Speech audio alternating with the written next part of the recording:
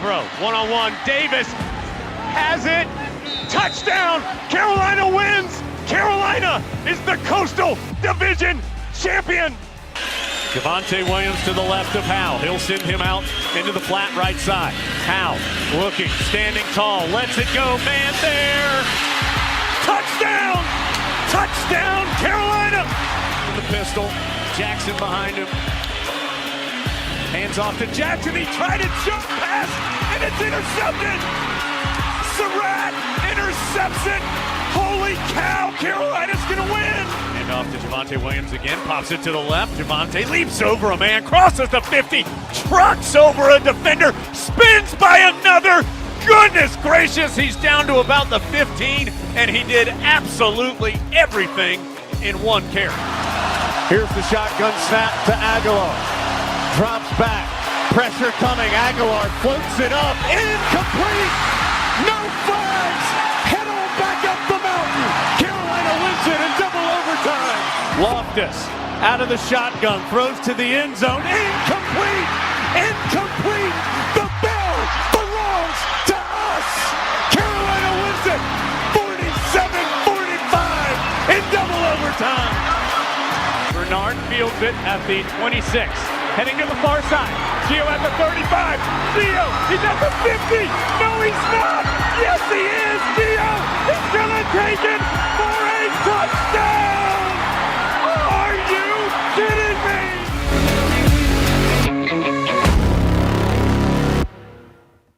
What's going on, guys? Welcome to another edition of the Heel Tough Blog Podcast. Joe's Anthony Pagnotta with you guys, as always, coming at you live on a Monday night, the final Monday night of the year that we will be recapping a game. And, oh, man, we got a beauty for you.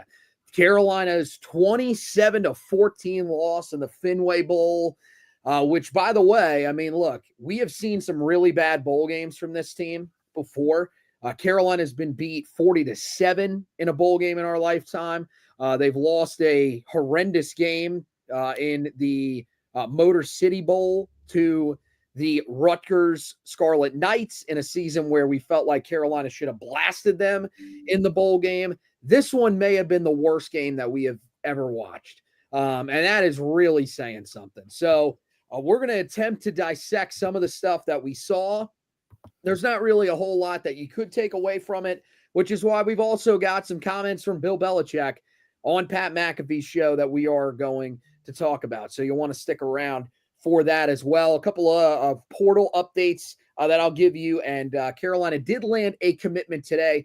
I'll tell you a little bit about the unranked running back, Jeriel Cobb, that Carolina landed earlier today. I won't go too in-depth. Me and Zach Hubbard will be back later in the week to talk about him more in-depth for you guys. So plenty of stuff to get to tonight, but yeah, we have to get to this bowl game and just get it out of the way.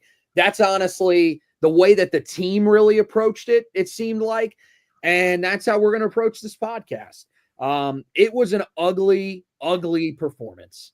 There is no other way to put it. This is as bad as it gets. And really, I mean, the reason that it was as ugly as it was because you had a bunch of guys that set out. You didn't have Amari and Hampton. You didn't have Howard Sampson, who was your starting left tackle. You didn't have Willie Lampkin, who was your starting right guard. On the defensive side of the ball, you didn't have Kamen Rucker, of course, due to injury. You didn't have Jabari Ritzie play in the game. You didn't have Des Evans play in the game or even travel with the team, which is odd to say the least. You didn't have Power Eccles play in the game, and you didn't have Stick Lane play in the game. Same thing with Marcus Allen, another guy that was missing. Not really sure what that is. Marcus Allen did tweet out today that he is he just simply put Tar Heel and put up a picture of himself. I would venture to guess that means he's coming back, but I have no idea what exactly it does mean. But it doesn't seem like there's any indication that he's in the portal or is thinking about entering the portal. So yeah, maybe just an injury issue that he was dealing with. So all those guys are out. And then the second drive of the game, you lose Jacoby Criswell to a shoulder injury. It appears to be his left shoulder, his non-throwing shoulder, after he takes a hit after the offensive line falls apart and allows I think it was a sack, or maybe he got rid of the ball. I don't remember the exact play, what happened on it. But he gets injured, doesn't come back into the game. And so from there, it's just a complete disaster.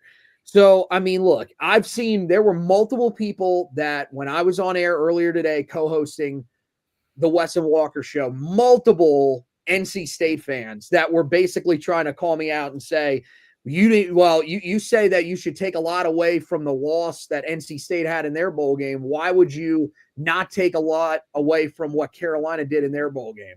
Well, first of all, NC State did not have nearly the amount of guys sit out that Carolina did. I believe they only had one or two guys, one of them, Casey Concepcion, who multiple State fans told me the offense didn't need and they'd look better without him.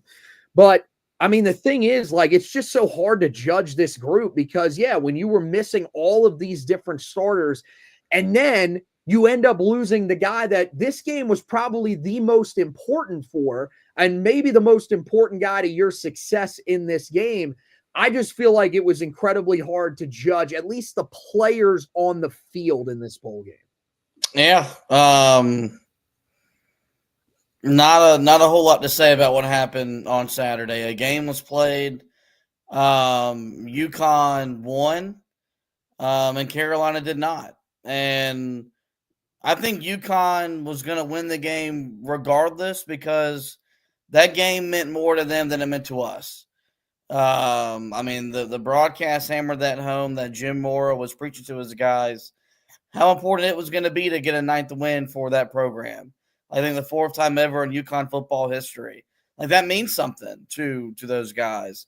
That's something for that program. It's worth playing for, worth achieving. We're a program not only in transition, but just in a complete rebuild and a remake. Because we hired a Hall of Fame head coach at the NFL level who's going to redo everything that we're doing. And whether it's an excuse, I don't know. The hire was a distraction for the guys that were trying to get ready to play a game because no one's focus was on the game. That's just the reality of the situation. When you hire Bill Belichick, that's where the focus was. And for some guys, yeah, they were maybe trying to go out there and put something on film to convince him that they're worthy of playing for him. The majority of guys were putting something on film to go somewhere else in the transfer portal. So, a really difficult task for Freddie Kitchens, just to try to navigate getting a team ready to play a game that was decimated by portal entries, that then gets depleted by injuries going into the game, the first drive or two of the game, and then just with the team that had a roster full of players that knew regardless they weren't going to be back next year. And so that culminated in what you saw on Saturday, which was an uninspired performance, something you see far too often now in virtually every bowl game and bowl season. Well, I mean, I don't know. I honestly kind of agree with almost none of that. First of all, the portal entries were not an issue for Carolina. I mean, there was one guy that was a significant portal entry that didn't play in this game, and that was Howard Sampson. They didn't lose anybody else to the portal. Like, one of the guys that's in the portal is Travis Shaw, and he played in the game, which would signify to me that I guess he's coming back. At some point, do you want to make the decision, or do you want to keep playing along with the thought of, oh, I'm going to remain in the portal? Because, dude, I'm going to tell you, the spot ain't going to be here for long. They are going to have to go out and they need to get at least 2, maybe even 3 more guys, I think, to add to that room, because you look at what Joel Starlings did in this game, what Rodney Laura did in this game. Neither one of those guys really produced. So they're going to need more guys. I don't think that a lot of these guys are going to the portal, because I think most of these guys would have entered now. So these guys were putting stuff on tape for Bill Belichick and this staff, and it is not a good look. There are some guys here that have a long, long way to go. And who knows, maybe there are guys that grow up a lot in the offseason. One of my biggest takeaways from what we saw the other day is that this team is not going to be that great next year. They will be a team that could win 8 games. And maybe with the game management and just the culture change alone, it might be enough to get you there. This is not a college football playoff team, and it will not be. It does not matter how many guys you add in the portal, unless you are adding somewhere around 15 to 20 more guys in the portal over the next few weeks. I don't see how it's possible for you to be that great of a team. I just don't, because that team that took the field the other day, the fact that they couldn't even compete with Connecticut is a really, really bad sign.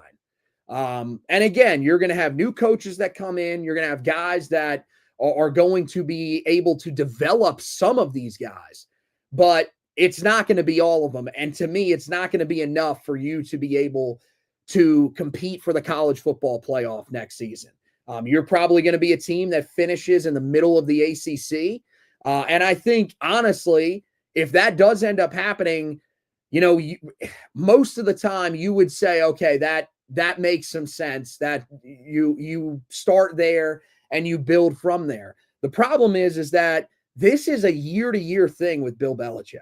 There's a chance, and I still think there is a chance that he never coaches a game here in Chapel Hill, because depending on how desperate some of these NFL teams get, they might be willing to pay that buyout.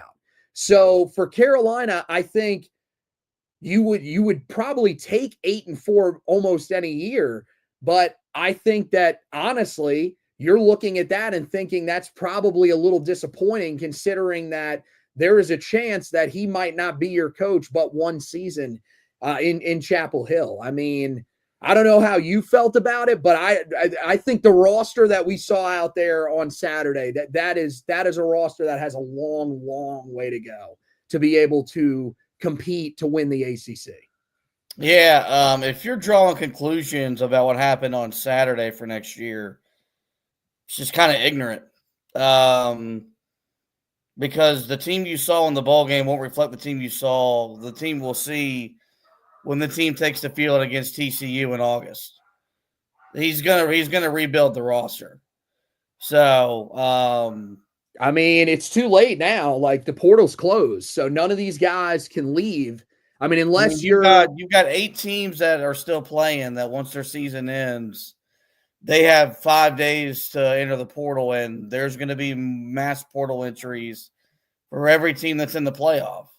He's going to go get that caliber of talent. But you don't have that many transfers. So, but you're saying that most of the guys that were on the roster the other day will not be on the roster. He will basically cut most of those players.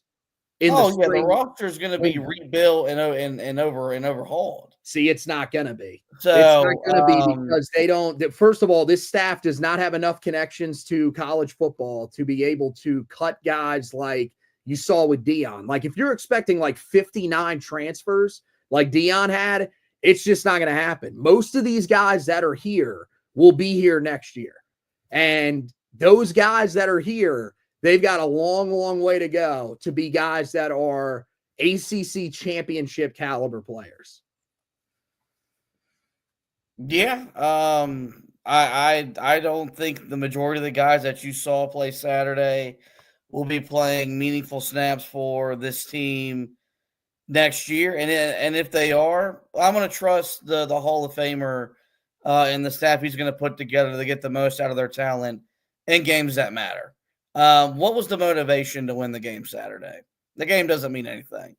And that's becoming increasingly evident by each passing year, that these bowl games are they're almost more of a joke than what you watch in preseason during the NFL season. So I think that you're going to see a different looking team when you see this team take the field in 2025, because I did not sit there and watch what I watched on Saturday and started drawing conclusions about next year.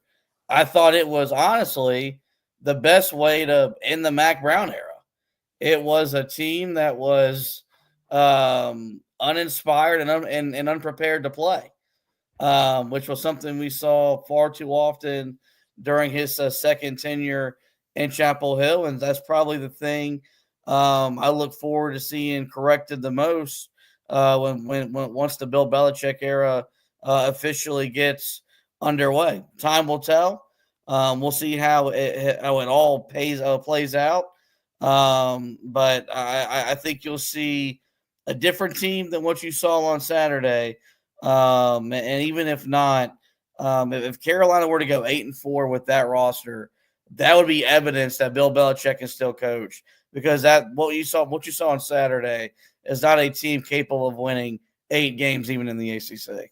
Yeah, I mean that's what I think ultimately is going to happen. They will add guys in the portal, but I mean we're looking at a roster that, you know, I mean you're seeing the effect that Bill Belichick is having is there.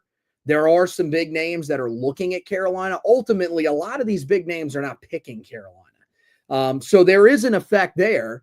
You do wonder, you know, the NIL money, is it immediately there, or is this something that's going to have to be built up over time? In order for them to get what their goal was, to be able to just simply outpay all of these other schools, because that's really what it comes down to. So, I mean, look, I think the roster will look different. There's no question about that, but I just don't feel like it's going to be drastically different. So maybe, you know, 8 wins. I'm just saying, guys, temper your expectations a little bit. If you thought this was going to be a situation where Bill Belichick came in, won 10, 11 games, and had Carolina in the college football playoff, I mean, could it happen? Yes, because he is just that great of a coach. But I don't know if that is the expectation that you should take in. Now, when it comes to the coaching staff, there are a lot of people that were very angry with how this thing was handled. And I'm going to be honest with you, I am not very thrilled with what we saw out there, mainly because it looked like the backup plan for Carolina once Jacoby Criswell went down was something they had not even remotely prepared. They did not assume that that was something that could happen. And here's the thing. If you had, you know, a week to prepare for this game, it's more understandable that maybe you weren't prepared because you were focused on getting your first team offense as many reps as you possibly could. You had a month and you did not have Michael Merdinger ready, or someone told me earlier today that the plan all along was that Caleb Hood was going to be the second string quarterback. They actually believed in him more than they believed in Merdinger, which is very sad if that's actually true. Considering that Caleb Hood has not played quarterback since he was in high school, which was 4 years ago. And when they went to Caleb Hood, it simply wasn't effective. Very predictable offense. It was basically just wildcat. He threw the ball one time, and that was on that second to last drive where they were successful. I think that is a pretty bad look for Freddie Kitchens. And I think if you thought that there was any chance that he was going to be the offensive coordinator, to me, Bill Belichick should look at that performance, look at how unprepared the offensive side of the ball looked, and say, look, I want you on my staff. I think that you did a really good job of developing the tight ends. You are a guy that has been at the NFL level. You know what my demands of running this like a professional organization contain. But I would much rather you be a position coach than be the offensive coordinator, which was something we were tossing back and forth before the game if this performance looked good with Jacoby Criswell in there. Yeah, I mean, I wonder how much Chip Lindsey's departure played a role in how unprepared they were offensively. Regardless, when you've got as much time to prepare, even if you were preparing for Hood to be the backup quarterback or not, even once you enter the portal, there was no reason for it to look that bad. The Carolina should have at least been able to look competent once Criswell got injured. And that wasn't the case until the fourth quarter when the game was already decided. So I do think that's something to evaluate Freddie Kitchens on.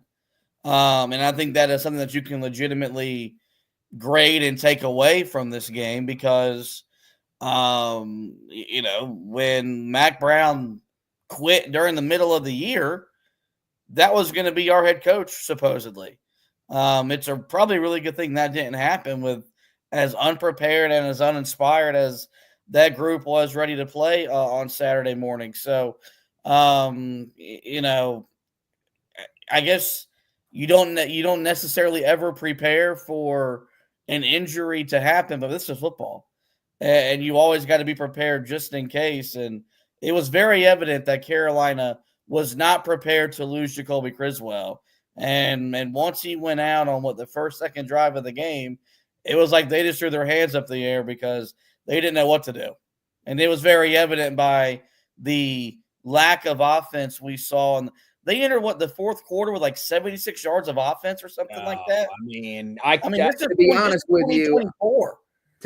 with you, I can't believe this. The fact that in 2 of your last 3 games that you played, you entered the fourth quarter with your only score being a kickoff return for a touchdown is embarrassing. And I mean, look, man, this one, it's hard to compare this one to Boston College because Boston College, you had Jacoby Criswell in that game.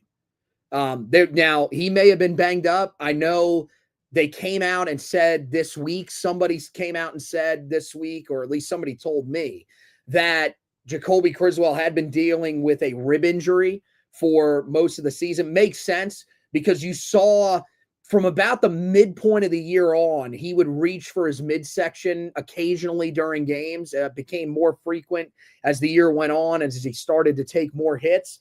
But I mean, yeah, it's unacceptable regardless. And you brought up a great point. They said that Hood was the guy that they were preparing as the backup quarterback. Okay, so you were preparing a guy that was already in the portal to be the backup quarterback. A guy that had not thrown a pass, or I mean, he threw one earlier this year. I think he threw 1 or maybe 2 earlier this year in the Wildcat design or whatever. Didn't work. Didn't even come close to completing those plays. You chose that as the option over Michael Merdinger and getting him prepared, which would have made a lot more sense. Also speaks to why Michael Merdinger ended up entering the transfer portal. If you're trusting a running back to come in and play quarterback over me, then yeah, that should show you where I stand with this coaching staff. So I thought that, really that's just a bad job all around done by Freddie Kitchens. And it kind of shows why, he's a guy, you wonder why he got the one coaching job in the NFL, and that's really it as a head coach. I think this game probably showed you a little bit of that. The only other things that you can really take away from this game is there were 2 guys that really had standout performances. You had Caleb Hood, who I thought once Carolina decided, why don't we put in a 6th offensive lineman? Another just complete gaffe by Freddie Kitchens of, hey, we're going to try this in the fourth quarter. Why don't we add a 6th offensive lineman and an extra blocker and see if that works? All of a sudden, now they're able to run the football. They move it down the field pretty easily and end up scoring on that drive.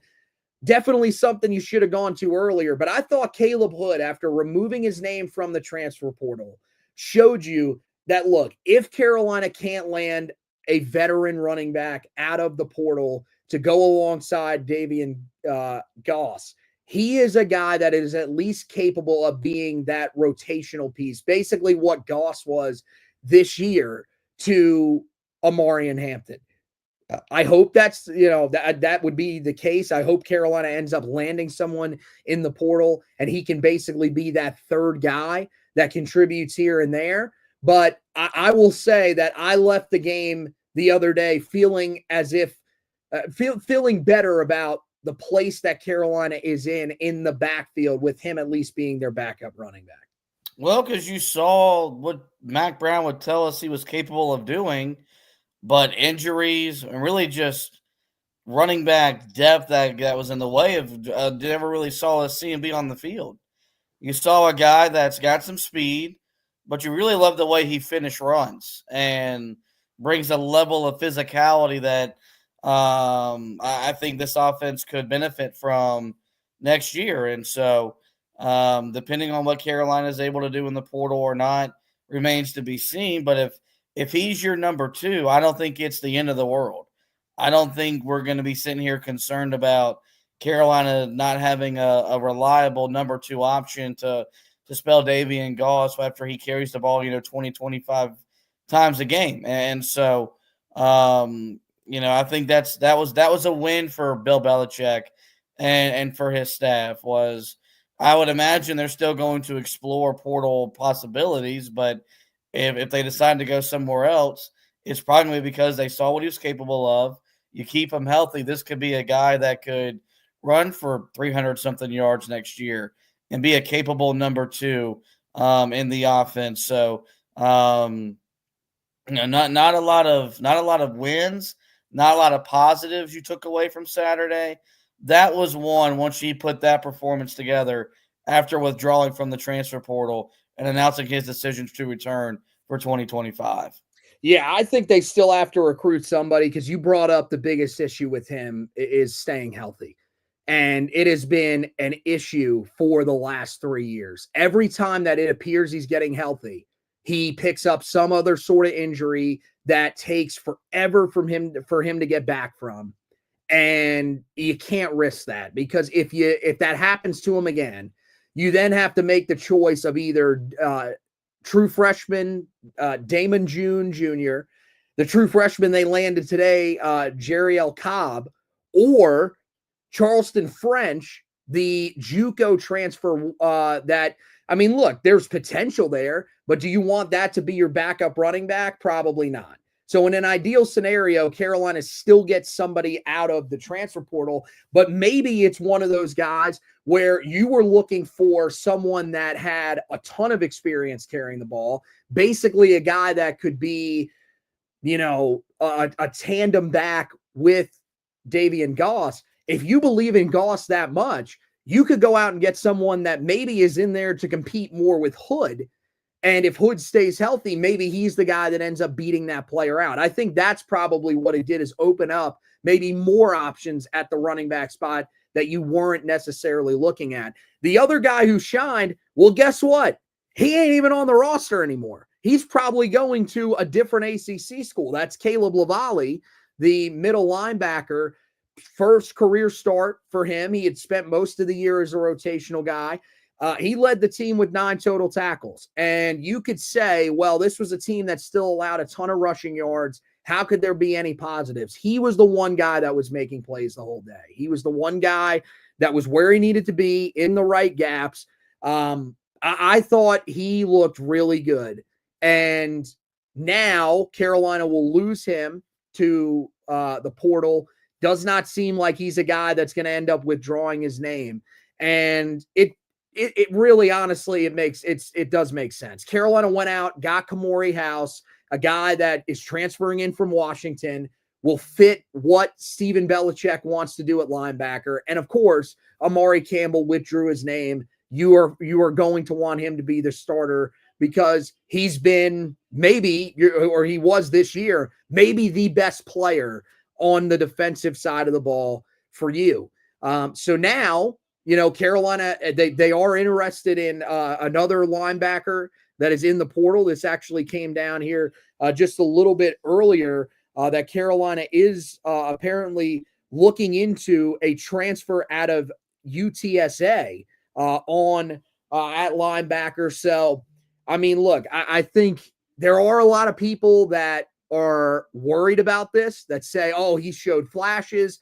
How could we let a guy walk like this? But when you went out and brought in House, I think that pretty much sealed the deal that Lavallee was not going to be your starter next year. And he feels like he should be starting. And based off that performance, I don't really know how much we can blame him.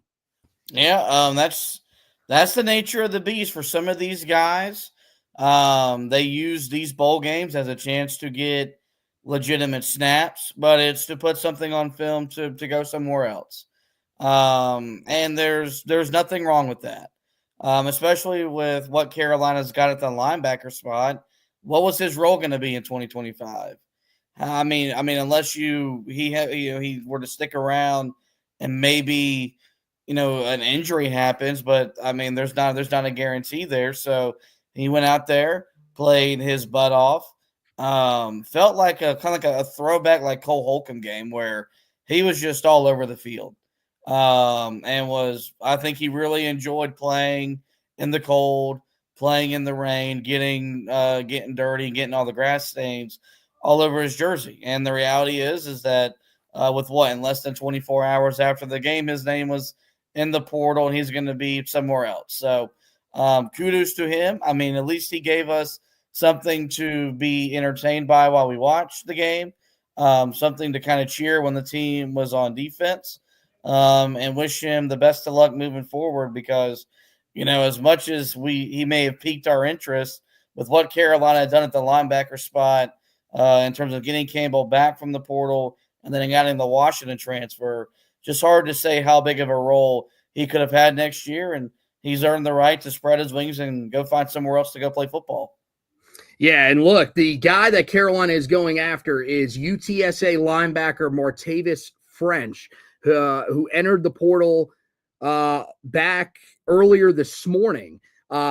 Immediately gets official visits scheduled with Central Florida, which will be on Thursday. Then he'll go to Colorado, which will be Friday through Sunday. And then he will be at Carolina early on next week. This is a guy that led all inside linebackers with 17 tackles for loss this past year. 17 tackles for loss for an inside linebacker is insane.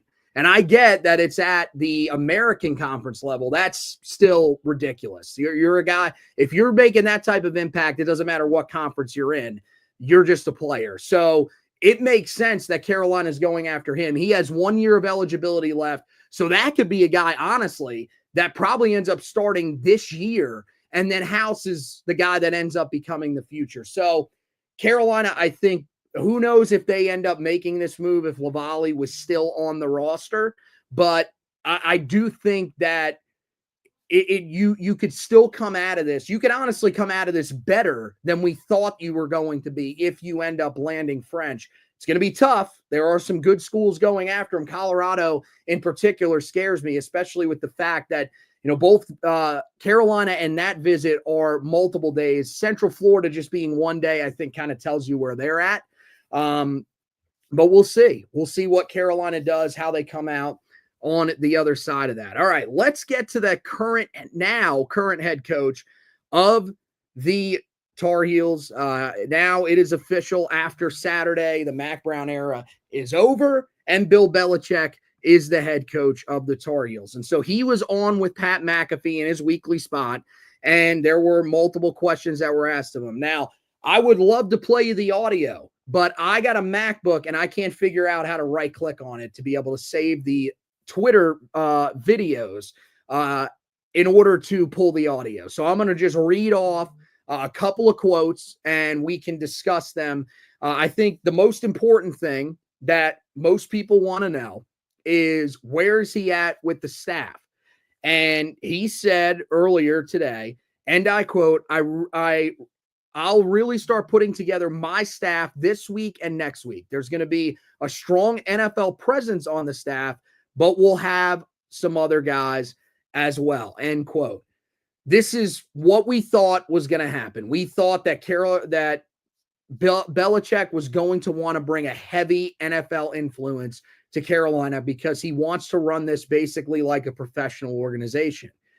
Now, when it comes to your offensive coordinator, when it comes to certain position coaches, it'll be interesting to see how he distributes the NFL guys and the college guys, because the NFL name that we heard at offensive coordinator wasn't exactly dead sexy, and there are a lot of people that are still panicking that is going to end up being the hire. So when you hear him say this, what do you think about him wanting to have, based off of that quote, more NFL guys than college guys on this coaching staff in his first season? Makes sense because you want to enhance player development. The best way to do that is have NFL guys coaching college level talent and getting those guys prepared for the pros. which I said that's what I would prefer from the beginning. But from a coordinator perspective, I want my coordinators to have more of a college feel because, yes, while the college game has graduated to the pro game, the games are called differently. Primarily, you live in the shotgun in the college game. In the NFL, while your teams are getting more and more in the shotgun, you look at some of the more explosive offenses like Detroit and others. They do line up under center a whole lot. So, not surprised that this is taking a little bit of time because he has to wait for the NFL season to officially come to an end before he can get his connections to come to the college level and join and build what he's doing in Chapel Hill. Hopefully we get some sort of news on what the OC does look like. Because you mentioned what Scott Turner was the name with the Raiders. Yep. The only thing that you put stock in that is that the last name leads you to believe he can coach offensive football. And that the Raiders are just a dysfunctional organization that hasn't had a quarterback in a few years. So, but not surprised that he wants more NFL guys. I think it makes sense for being able to develop the talent that you want to develop to get those guys ready for the pros. I just prefer that my coordinators both be more guys that have more experience at the college level because they are different games to coordinate. Yeah, I mean, you do bring up a good point with Turner because the other place where he was a full-time offensive coordinator, he's the interim coordinator right now for the Raiders, was the Washington football team, Commanders. It was not a good quarterback situation when he was there, not where they're at now with Jaden Daniels. And so maybe if he gets a legitimately good quarterback situation, which, by the way, who the hell knows what he's walking into here? I mean, if there is a big name that enters the portal, particularly pointing to one of the two guys out of Texas, then okay, then you might be entering a situation where you have a guy that you feel really good about. It's either going to be a very established starter and a guy like Quinn Ewers or someone that is seen as the next superstar of the sport in Arch Manning. As of right now, I don't really know how realistic that is. And so what happened on Saturday was with the injury to Jacoby Criswell, you basically now have nothing to really go off of. The last that you saw of Jacoby Criswell was what we saw in the Boston College and NC State games, which wasn't exactly, his best stretch of football. And so now you've got him coming back. You've got Max Johnson, who, has started at multiple places, but you go back, watch the tape of his first game for the Tar Heels in the season opener. That wasn't great. And then you've got two young guys that you really just don't know a whole lot about. Ryan Brown, the transfer from Purdue, and a true freshman in Bryce Baker, who it might be asking a lot for him to come in, learn a pro-style offense, and go out there and take the reins. So it's going to be interesting. I'm a guy that wants Charlie Weiss Jr. That was the name that was brought up. He's done some really good things over there at Ole Miss. I would not mind that at all. And then, if you want to have the NFL influence there with the other guys that you hire on the offensive side, especially, at offensive line coach, feel free. Go for it. Same thing defensively. I think as many NFL guys as you can bring in, you want to, but I agree with you. Your play caller, I would like for that to be a college guy. So we'll see how he balances that out. In terms of current coaches staying on the staff, look, there's no rumors that any of the guys are going to be staying.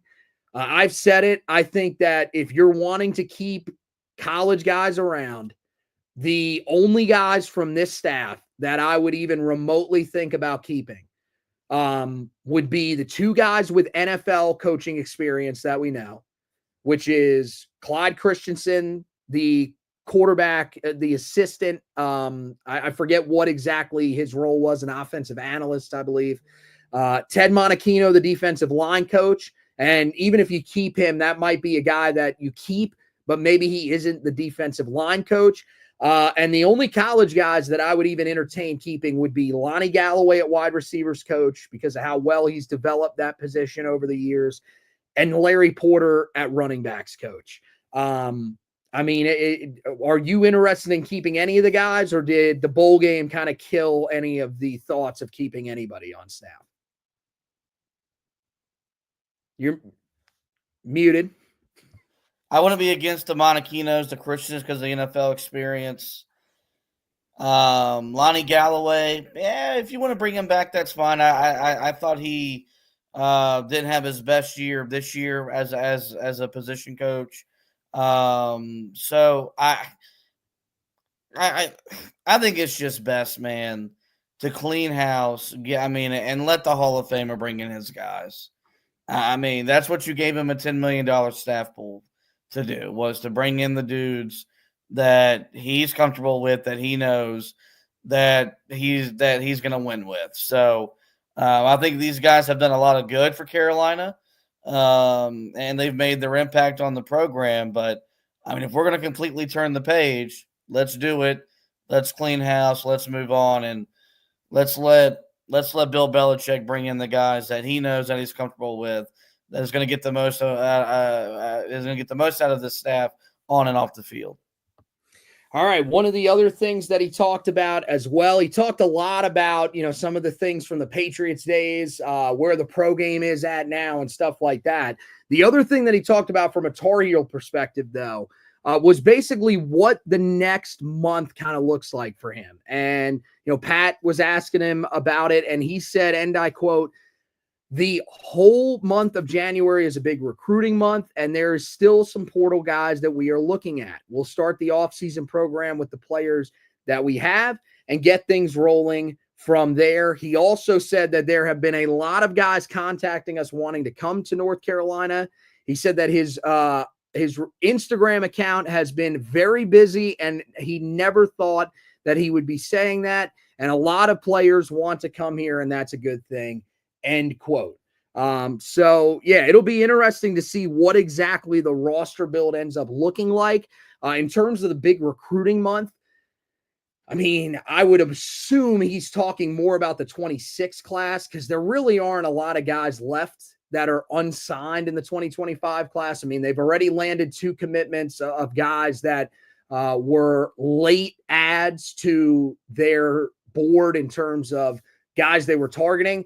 The only other guy that remains out there is Justin Heisenhudel, the interior offensive lineman that Carolina had on campus for an official visit. Maybe there are other guys that end up emerging, and it'll be interesting to see if there are other spots where he feels like going the high school route makes sense, or if he feels like, let's just hold off to the 2026 class, maybe bring in a bigger group there of more talented prospects that we'll be able to recruit for pretty much a year. The transfer portal stuff, I think it's interesting that he's saying that there are a lot of guys that are interested, and we'll see. I mean, Carolina's got some guys that are scheduled to take visits already. There are some pretty decent names, but again, you look at some of the names that they have brought in already, in terms of guys that they've landed, and even some of the guys that they are expected to host here.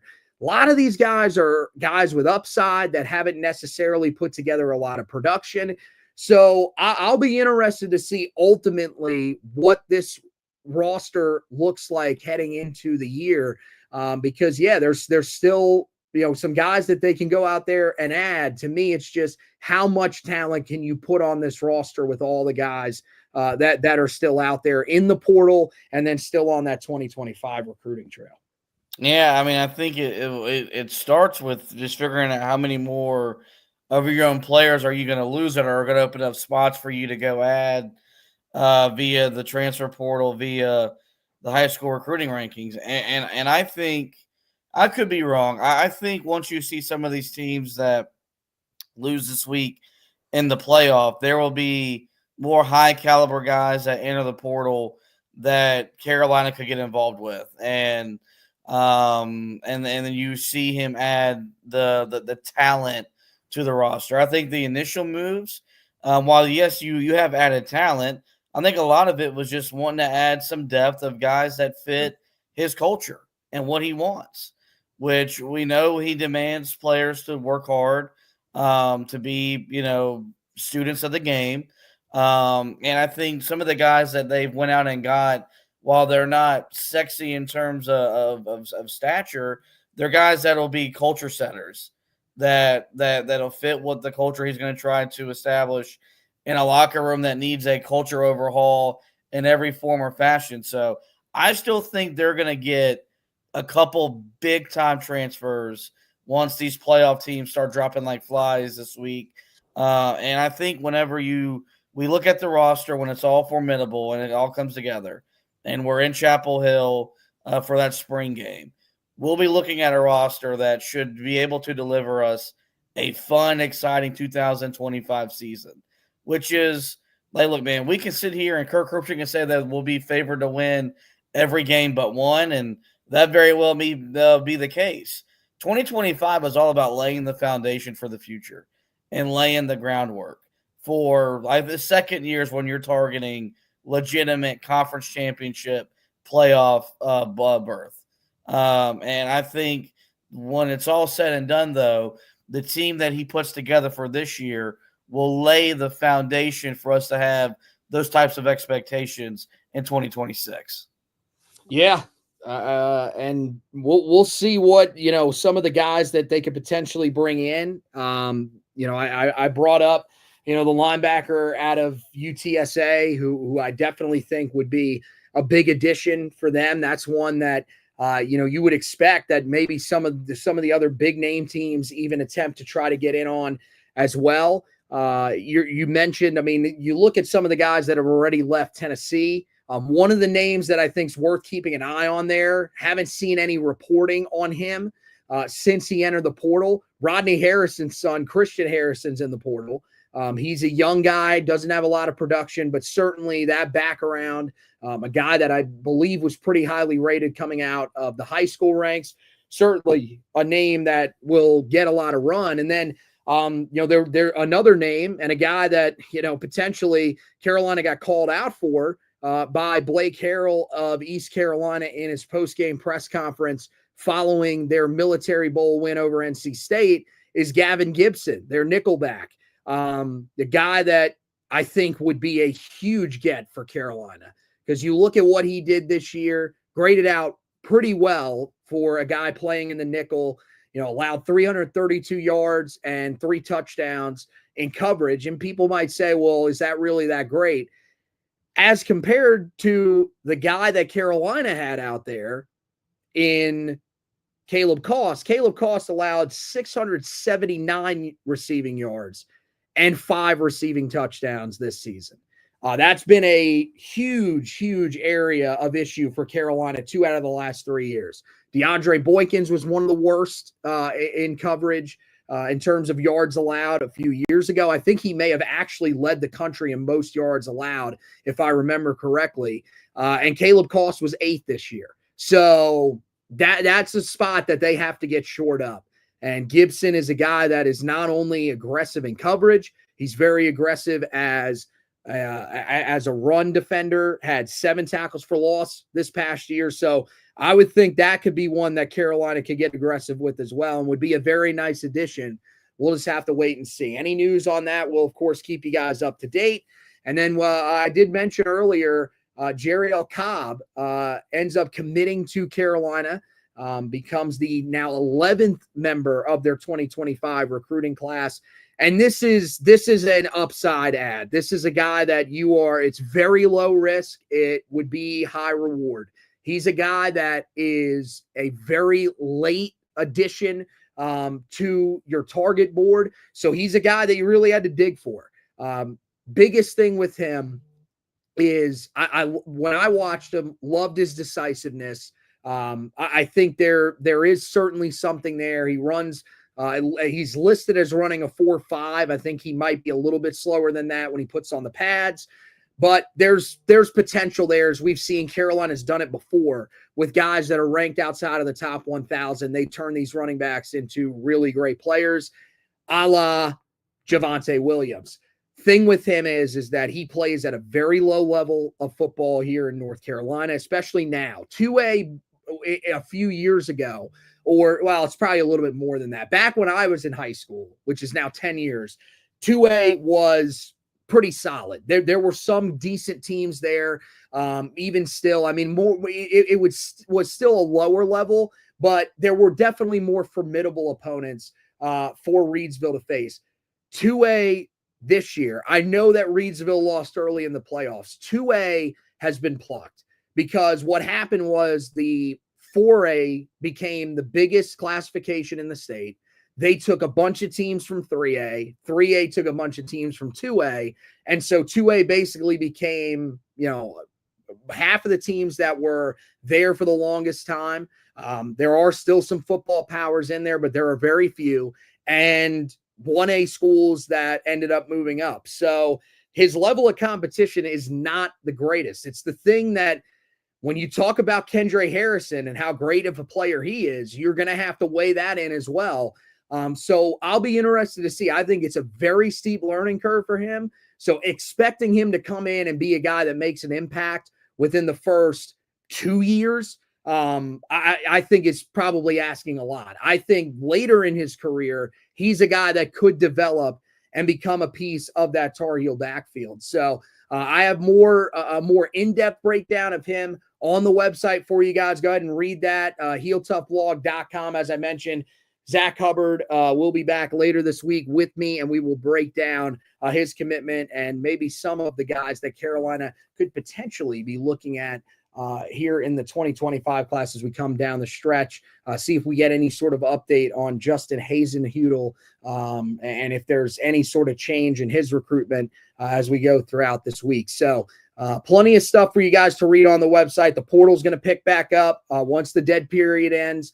On Thursday, you're going to start seeing a bunch of visits. There'll be other names that'll start popping up as well for Carolina. And as Josh mentioned, that'll also be the day when you'll start to see some of the guys from whoever gets knocked out in this quarterfinal round. There will be 4 teams that will be knocked out of the playoff over the next couple of days, starting tomorrow night. And once those teams exit, you will start to see some guys that are on the roster that are maybe, contributors that are wanting to look elsewhere, or even some younger guys that, again, would probably fit that upside pick that we've seen Carolina go for here so far early on in the transfer portal. You'll see some of those guys emerge as well that could become Carolina targets. So a ton of stuff for you guys to check out there on the websites. Also, final grades for this season will be out. That will be our official last look at this season before we completely turn the page and move on to just focusing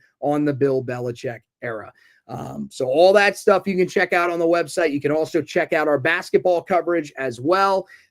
Carolina getting ready to go into conference play. They will take on the Louisville Cardinals on New Year's Day. We will have you covered with all of that, Josh, with the preview earlier in the morning, and then the recap will be up for you guys to check out as well following that game. So plenty of great stuff around Tar Heel basketball for you guys to check out and then listen to as well on the Four Corners podcast. We're taking you through every single game that Carolina plays. We have the preview, we have the recap, and then there'll be plenty of other stuff, especially once we get closer to tournament time.